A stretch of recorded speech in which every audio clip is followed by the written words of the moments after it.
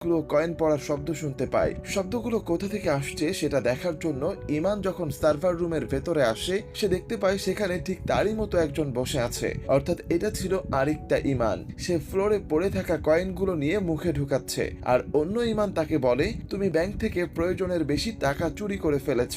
এটা দেখার সাথে সাথেই ইমানের ঘুম ভেঙে যায়। আসলে সে এতক্ষণ স্বপ্ন দেখছিল, আর এতক্ষণ সে তার বাবার সাথে হাসপাতালেই ছিল। এদিকে ব্যাংকে তখন ইন্টার্ন আর অ্যাশ তাদের বস আইরিনকে জানাচ্ছিল তাদের ব্যাংকের সার্ভারে ডিজিটাল কার্মা নামে একজন হ্যাকার ভাইরাস পাঠিয়েছিল, কিন্তু সেটাকে তারা থামিয়ে দিয়েছে আর অ্যান্টিভাইরাস আরো আপডেট করেছে। আর অ্যাশ তখন আইরিনকে বলে, এই কথাটা আমাদের পুলিশকে জানানো উচিত, কারণ আমাদের ব্যাংকের সব ডাটা হ্যাক হতে গিয়েও বেঁচে গেছে। কিন্তু আইরিন বলে, আমরা চাইলেও এটা পুলিশকে জানাতে পারবো না, কারণ যদি এটা বাইরে জানাজানি হয় তাহলে আমাদের উপর থেকে কাস্টমারদের ভরসা উঠে যাবে। এরপর ইন্টার্ন আর অ্যাশ কথা বলতে বলতে